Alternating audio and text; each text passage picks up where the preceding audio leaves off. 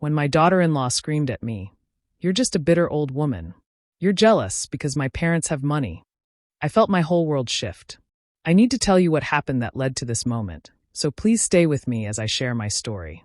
My name is Amaya, and I'm in my early 60s. I've spent most of my life working hard, raising my son Daniel alone after my husband passed away. Life wasn't easy, but I always tried to do my best, making sure Daniel had everything he needed. I didn't have much, but what I had I shared with him, hoping he would grow up kind, responsible, and happy. Daniel has always been my pride and joy. Watching him grow, graduate, and start his career made all those long hours and sacrifices worth it. But life took a new turn when he met Anaya. She is elegant, confident, and comes from a wealthy family. At first, I thought she would be a good influence on Daniel. I wanted to welcome her into our home and give them both my support.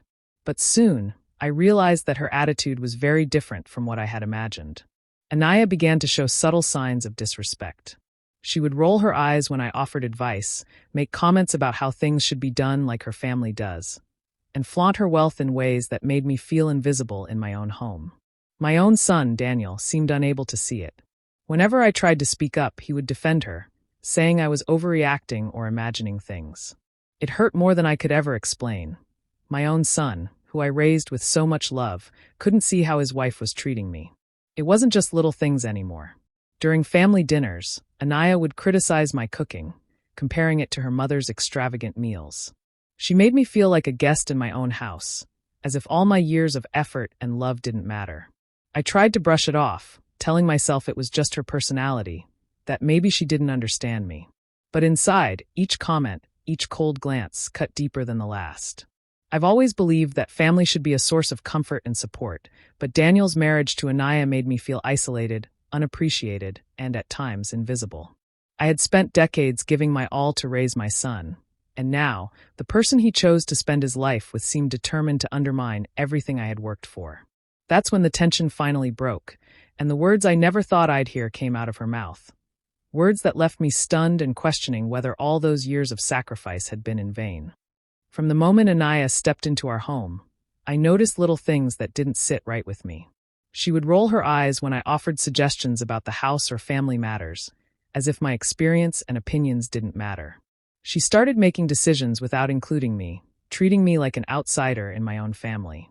Whenever I tried to join in conversations or give advice, she would subtly dismiss me or redirect the topic to how her wealthy parents handled things. It stung, but I hoped it was just a misunderstanding, something that time and patience could fix. The hardest part was Daniel. My own son seemed blind to what was happening. Every time I voiced concern about Anaya's behavior, he would immediately defend her. "You're imagining things, Mom," he'd say. Or, "She doesn't mean it that way. You're taking it too personally." I wanted to believe him because I loved him and trusted his judgment. But deep down, I knew I wasn't imagining the disrespect. As weeks passed, I started feeling less like a mother and more like a guest in my son's life. The home I had built with my husband, the home where I raised Daniel with love and sacrifice, started feeling foreign to me. Anaya's presence, once tolerable, now dominated the atmosphere. She spoke with confidence and authority, and somehow, she made me feel small without even raising her voice. It was subtle but constant, a quiet erosion of my role and importance in my own family. The first major crack came during a family dinner. I had spent the entire afternoon preparing a meal, pouring my heart into every dish. I wanted to make the evening special for Daniel and Anaya, hoping maybe shared meals could bridge the growing gap. But as soon as we sat down, Anaya picked up her fork, tasted my food, and with a casual smile said, "Oh, it's nice, I guess, but it's nothing like my mother's elegant dinners." She would never serve something so simple. I froze. The words hit me like a knife. I tried to brush it off, but the sting remained. Daniel didn't notice my hurt. He just looked uncomfortable and changed the subject. I realized in that moment that Anaya wasn't just subtly disrespecting me anymore. She was publicly humiliating me, showing no regard for my feelings or the effort I had put in. The meal I had prepared with love became a symbol of how invisible I was in the eyes of my daughter-in-law. That night, I lay awake thinking about the growing distance between Daniel and me, and how someone I had trusted with his heart was slowly undermining my place in his life. The feeling of being a guest in my own home weighed heavily on me. I loved my son, but I knew things could not continue like this. The quiet disrespect was becoming unbearable, and I had to find a way to navigate it without losing myself in the process. It started as a small disagreement, something I thought we could handle calmly. I was watching Lila, Daniel, and Anaya's young daughter, while they were out for the evening. Lila had a minor tantrum over her bedtime routine, and I gently suggested a method I'd always used to calm her down, something that had worked since Daniel was a child. I tried to explain it kindly, hoping Anaya would appreciate the experience I had with raising her son. Instead, Anaya snapped. Her eyes narrowed, her voice sharp and cold. "That's not how I do things," she exclaimed. I tried to stay calm, offering another suggestion, but she wouldn't hear it. Then suddenly she lost control entirely. Her voice rose, cutting through the quiet of the house. "You're just a bitter old woman. You're jealous because my parents have money and you don't." The words hit me like a physical blow. I froze, my heart pounding in disbelief. I couldn't believe she would say something so cruel, so disrespectful, and so public, even though it was just the three of us in the living room. My own son, Daniel, stood beside her, his face downcast, silent. He didn't defend me, didn't speak up, didn't even try to stop her. That silence hurt more than her words. His refusal to protect me, to acknowledge her cruelty, made me feel more isolated than ever. I wanted to respond, to defend myself, to remind her that I had raised Daniel alone, that I had given everything I had to ensure he had a good life. But the words caught in my throat. Her anger and arrogance were overwhelming, and Daniel's silent shame only added to the weight in my chest. I felt powerless in that moment, crushed not only by Anaya's insults, but by the realization that my son might never see her for who she truly was. After Anaya stormed out of the room, I sat in the quiet with Lila asleep in my arms. The house felt empty, colder than it had ever been before. Tears ran down my face as I thought about all the sacrifices I had made over the years. Long nights working extra shifts, helping Daniel through school, supporting him in every way I could. All of it seemed to vanish in that single outburst. Was it all meaningless? Did it mean nothing to Daniel, or to Anaya? That night, I cried alone, my sorrow mingled with a sense of betrayal I had never known before. I felt exhausted, worn down by the constant tension, and heartbroken that the person I had loved and nurtured, the person I had raised with my own hands, stood silently as someone insulted me so brutally. As I wiped my tears and held Lila close, I couldn't help but wonder if my years of sacrifice, my love, and my devotion were now invisible to the two people I had devoted my life to. The sting of that night stayed with me, a reminder of the distance that had grown in my own home, and the pain of being unseen by those you love most. That night, after the tears had dried and the house had grown silent, something inside me shifted. I realized I could not continue to let Anaya treat me like I was nothing, or worse, a burden.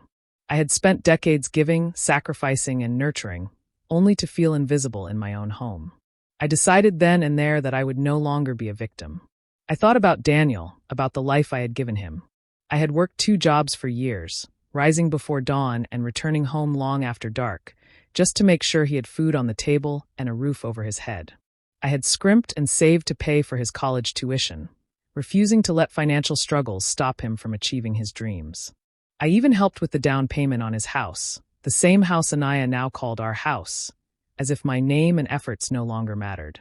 I realized how much I had done for my son and for this family, and how little acknowledgement I had received in return. As these thoughts swirled in my mind, memories of my late husband Marcus came rushing back. He had been my partner in every sense of the word, and though he had passed many years ago, his words still echoed in my heart. "Amaya," he would say, "never let anyone trample on your dignity.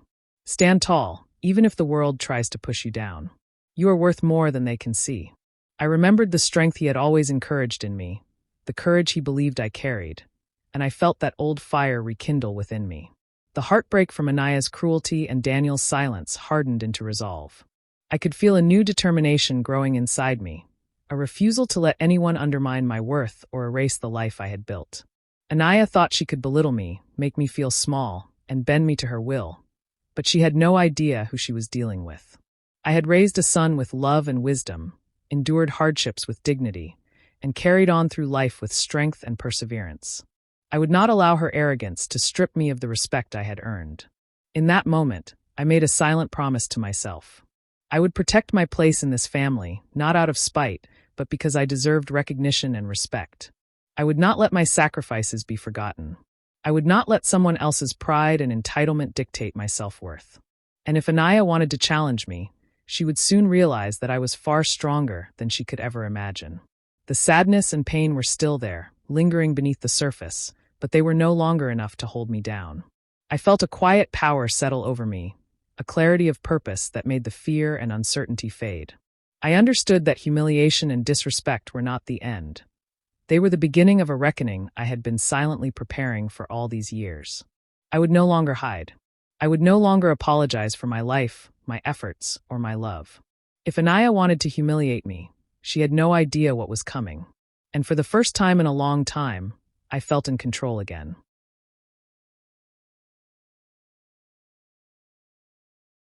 After that night, I began to change my approach. Instead of confronting Anaya directly, I decided to pull back, letting her think I was hurt and powerless. I let her see me as quiet, dependent, even fragile, an easy target she could dismiss without thought. I smiled when she spoke over me, nodded when she criticized, and made small gestures of agreement that disguised the storm brewing inside me. She underestimated me completely, and I intended to use that to my advantage. While pretending to retreat, I started quietly reviewing all the financial documents and property records I still had. Even after Daniel and Anaya moved in, I had maintained ownership of a significant portion of land my late husband had left me. It was valuable, more than they realized, and completely under my control. I studied every deed, every title, every detail of the agreements we had made years ago. My mind worked like a chessboard, planning each move carefully, patiently, waiting for the right moment. As I delved deeper, I uncovered something shocking. Anaya had hidden debts I had never known about, and she had been relying on selling my land to cover them. Worse, Daniel had no idea. Anaya had been quietly weaving her plans, manipulating things behind my back, counting on my trust and my love for her son to blind me to their schemes. The realization hit me hard, but instead of despair, it fueled a fire of determination. This knowledge was powerful, more powerful than anything Anaya or Daniel could ever anticipate. I felt a thrill of clarity as I understood the situation fully. For years, I had endured humiliation, spoken over and dismissed, but now I had leverage. I had the means to protect what was mine, to secure my granddaughter Lila's future, and to make sure Anaya's arrogance and deceit would not go unchallenged. I knew exactly what I could do, and I started laying the groundwork silently. Every document I reviewed, every detail I memorized, became a piece of my plan. At the same time, I continued to act weak in front of them. I let Anaya believe she had me figured out, that I was fragile and harmless. I played the part of the submissive mother-in-law, soft-spoken and easily overlooked. She bragged about her family's wealth, flaunted her lifestyle, and assumed she had control over everything. I smiled behind my eyes, knowing they had no idea what I was planning. The betrayal they had attempted became the very thing that empowered me. I wasn't angry just for the sake of anger. I was calculating, strategic, and ready to turn the tables. The land, the documents, the knowledge of Anaya's hidden debts, they were all weapons I could wield. Every slight, every insult, every dismissive glance had brought me here, and now I was prepared to act. The seeds of revenge had been planted carefully, quietly, and they were beginning to take root. And when the time came, Anaya would discover just how underestimated I truly was. I began to act differently around Anaya, showing a softer, almost timid side. I smiled more than usual, agreed with her opinions, and even praised her choices, letting her believe she had finally won over the household. Every eye roll she threw my way, every dismissive comment, I met with gentle nods and a quiet voice. I let her think she had me figured out, that I was fragile and easy to manipulate. It was all part of the plan. I needed her to underestimate me completely, to let her guard down so I could move without suspicion. While keeping up the appearance of compliance, I quietly contacted a lawyer I trusted. I spent hours going over my assets, my property, and the details of my will. My priority was clear. My granddaughter Lila would be protected no matter what happened. I restructured my will so that she would inherit the land and any future proceeds, leaving Anaya with nothing. It wasn't about revenge alone. It was about safeguarding the future of the child I loved more than anything. Anaya had spent so much time trying to control, belittle, and manipulate, but she would not touch what was rightfully hers. At the same time, I began making discreet plans to sell the land to an outside buyer. I arranged meetings, signed preliminary agreements, and set the wheels in motion, all without telling Daniel or Anaya. If they thought they could rely on that land for their debts or ambitions, they were about to be very surprised. I moved carefully, making sure no one suspected my intentions. Every step was calculated, every action purposeful. Anaya believed she controlled the household, but in reality, she had no idea the storm that was quietly building beneath the surface. I also started documenting Anaya's behavior meticulously. I kept a written record of every insult, every dismissive remark, and every time she tried to undermine me. I spoke with neighbors who had noticed her attitude, gathering quiet allies who could later confirm what had happened. Even family members were included, those who had seen the tension but hadn't spoken up before. Most importantly, I paid attention to Lila. I listened as she repeated phrases her mother said about me, capturing the truth in the child's innocent words. Every small act, every cruel comment, became part of the evidence I was quietly assembling. Through it all, I maintained my calm exterior, keeping Anaya confident in her perceived victory. She laughed at my seeming weakness, bragged about her influence, and believed the household was entirely under her control. But behind that gentle smile and quiet demeanor, I was preparing the final pieces of the plan. I was protecting what mattered most, positioning myself to act when the time was right, and building a record that could not be ignored. Every word, every step, every quiet act of observation was part of a larger design, one that Anaya could never anticipate. The game had shifted, and soon, she would realize that her confidence was her greatest mistake. The day came when the tension that had been quietly building could no longer stay hidden. We were gathered for a family dinner, a casual event that had always been full of laughter and chatter. But I could feel the air thick with unspoken grievances, and I knew this was the moment I had been preparing for. I had rehearsed my words silently, ensuring they would strike with clarity and truth, not anger or bitterness. As everyone settled at the table, I waited for the right moment. Anaya, confident as always, continued to flaunt her control, speaking over me and making subtle jabs about the house and our family routines. Daniel, as usual, remained hesitant, trying to mediate without seeing the bigger picture. I took a deep breath, then calmly began to speak. I told them I had learned the truth about Anaya's financial situation, about the debts she had hidden and the reckless plans she had made. I explained how she had been counting on selling my land, the land that had been in my family for generations, to fund her lifestyle. Anaya's face turned pale for a brief moment, then red with anger, but I continued, steady and composed. I announced that the land had already been sold, that the money was no longer something she could access, and that her schemes to secure her luxury life were impossible. The words hung in the air like a storm cloud, and I could see Daniel's expression change from confusion to shock. He stared at me, realization dawning slowly, as the pieces of the puzzle he had ignored finally clicked together. Anaya lost control instantly. She screamed at me, her voice echoing through the house. "You ruined my life. How could you do this to me? I trusted you." Her eyes were wild with fury, but I remained calm, letting her rage speak for itself. There was no need to raise my voice or defend myself.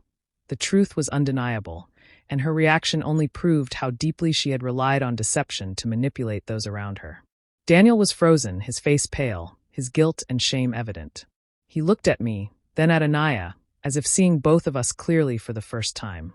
I could feel the weight of years of disrespect and dismissal lift slightly from my shoulders, replaced by the quiet satisfaction of finally being heard. My patience, my planning, and my careful observation had all led to this moment. The facade Anaya had built around herself was crumbling, and Daniel could no longer deny the reality of her behavior. The room was tense, the silence following her outburst almost deafening. I met Daniel's gaze and said nothing, allowing him the space to process what had happened. He finally nodded, the recognition in his eyes unmistakable. He had been blind to the truth for so long, but now he could see that I had been right all along. Anaya's selfishness, her lies, and her underestimation of me had all been exposed. In that moment, I felt a mix of relief and vindication. The betrayal that had haunted me, that had made me feel small and powerless, had been brought into the open. The balance had shifted. Daniel could finally understand, and Anaya could no longer pretend to control what was never hers to claim. Justice, at last, had a voice in our home. The aftermath of that night was immediate and chaotic. Anaya, furious and humiliated, began packing her things with rapid, frantic movements. She shoved clothes into suitcases, slammed drawers, and tossed belongings around, muttering under her breath about how I had ruined everything. Daniel tried to calm her, but it was too late. Her pride and anger had taken over completely. Within the hour, she stormed out of the house, slamming the door behind her and leaving a deafening silence in her wake. Daniel turned to me, his face pale and guilt-ridden. For the first time, he seemed to grasp the weight of everything he had ignored for so long. The countless times he had dismissed my feelings, defended Anaya blindly, and allowed her to belittle me without consequence. "Mom, I'm so sorry," he stammered, his voice thick with remorse. He reached out, as if to pull me into an embrace, but I stepped back. I kept my distance, letting him feel the space he had allowed Anaya to occupy for years. I looked at him calmly, my voice steady, almost cold. "Daniel, I raised you with love, sacrifice, and patience. And for years you allowed her to disrespect me, to treat me as if I were nothing. You had a choice, and you chose to ignore it. I will not let that hurt be erased with an apology." The words hung in the air, heavy and deliberate, forcing him to confront the reality of his actions. For the first time, Daniel felt the sting of betrayal, not just from Anaya, who had been deceitful and selfish, but from his own blindness to the pain I had carried for years. He could no longer hide behind excuses or claim ignorance. The betrayal was clear, undeniable, and it shook him to his core. I watched as the realization settled over him, as guilt and regret replaced the complacency he had lived in for so long. I remained calm throughout, almost eerily composed, letting him absorb the lesson without interruption. I wanted him to understand that loyalty without discernment can be dangerous, that blindly defending someone without seeing the truth can cost dearly. My demeanor was deliberate. It was my way of teaching him the value of respect, honesty, and awareness. He needed to feel the weight of his choices, and I would not shield him from that reality. The house felt emptier, quieter, yet strangely peaceful without Anaya's constant arrogance and manipulation. I focused on myself and my granddaughter Lila, knowing that this was a turning point for our family. Daniel had learned, painfully and directly, that neglecting truth and empathy can lead to profound loss. He had seen the cost of his blind loyalty and would carry that lesson forward. As I looked at him, I felt a mix of sorrow and resolve. I had loved him unconditionally, guided him with wisdom, and protected him from harm, but he needed to understand that love and protection have limits when met with ignorance and disrespect. I let the silence linger, letting the lesson sink in fully. That night, the roles had shifted, and Daniel finally began to grasp the consequences of his choices. I had held my ground, and in doing so, I had shown him the price of turning a blind eye. Weeks passed in a quiet rhythm after Anaya's departure. The house, once tense and full of unspoken conflict, felt lighter, almost peaceful. I focused on Lila, my granddaughter, and the small routines that brought us closer together. Reading stories before bed, teaching her how to care for the garden, and sharing the little lessons about kindness, patience, and self-respect that I had learned over my own lifetime. Then one afternoon, there was a knock at the door. Anaya stood there, her eyes wide with desperation, her usual confidence gone. She pleaded with Daniel, her voice trembling, begging him to forgive her, to let her back into the house, into the life she had tried so hard to control. Daniel, however, stood firm. The man who had once ignored my pain now recognized the truth of the situation, the manipulation and arrogance he had failed to see before. He did not open the door for her, did not allow her to regain control. Her return was futile. I watched the scene quietly from the living room, feeling a strange mixture of calm and vindication. I did not gloat, I did not mock her. There was no need. The truth had already spoken for itself. Anaya had underestimated me completely, believing I was weak and submissive, incapable of defending myself or my family's legacy. She had assumed that appearances and arrogance could overpower decades of resilience and wisdom, but she had been wrong. The realization of that alone brought a quiet satisfaction I had never felt before. With Anaya gone and Daniel finally seeing things clearly, I turned my attention to what mattered most, my control over my life and my family's future.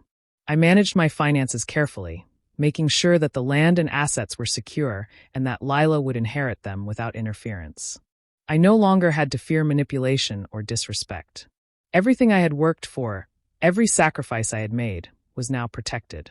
My property, my resources, my legacy, they were all firmly in my hands, governed by the decisions I knew were best for my granddaughter and myself. Even more rewarding than the security of my estate was the bond one was rebuilding with Lila. I spent time teaching her lessons that went far beyond books and chores. Lessons about self-worth, about standing firm in the face of cruelty, and about knowing her own value even when others tried to undermine it. I could see her confidence grow, her laughter become more genuine, and her understanding of right and wrong deepen. It was in these moments that I felt my true victory. Not in money, not in power, but in passing on the strength and dignity that had carried me through so many years. Life moved forward quietly, steadily, without the chaos that Anaya had once brought into our home. I no longer worried about her schemes or her arrogance. Instead, I focused on nurturing what was truly important, the relationships built on love, respect, and honesty. In that, I found a peace and strength that no amount of wealth or manipulation could ever touch. I had won, not through confrontation or anger, but through patience, foresight, and quiet determination. And in that victory, I knew my family, especially Lila, was safe, loved, and strong. Sitting quietly in the living room one evening, I reflected on everything that had happened over the past months. For so long, I had been labeled by Anaya as a bitter old woman, as if my life, my sacrifices, and my love for my family were nothing more than bitterness. Those words had cut deeply at the time, leaving scars I didn't know would heal. Yet now, looking back, I understood the irony. It wasn't bitterness that had guided me, it was wisdom, patience, and strength. Those qualities had protected my family, secured my granddaughter's future, and ensured that justice, in its quiet and careful form, had been served. I realized something important. I didn't need Anaya's approval. I didn't need her recognition or her respect. Her opinions, once so piercing, no longer held power over me. And more than that, I didn't need Daniel's constant validation either. His understanding and acknowledgement were important, yes, but my sense of self-worth wasn't dependent on anyone else's judgment. I had survived hardships, raised my son, and built a life full of love and resilience on my own. No one's arrogance or cruelty could erase that truth. What mattered most was that I had stood my ground. I had refused to let humiliation or manipulation dictate the way I lived or treated my family. In doing so, I had left a lasting lesson, not just for Daniel, not just for Anaya, but for Lila as well. I wanted her to see that dignity cannot be bought, that respect cannot be demanded by wealth or status. True strength lies in integrity, patience, and the courage to protect oneself and one's loved ones even when the world seems to conspire against you. I looked at Lila, sitting beside me, her small hand tucked into mine.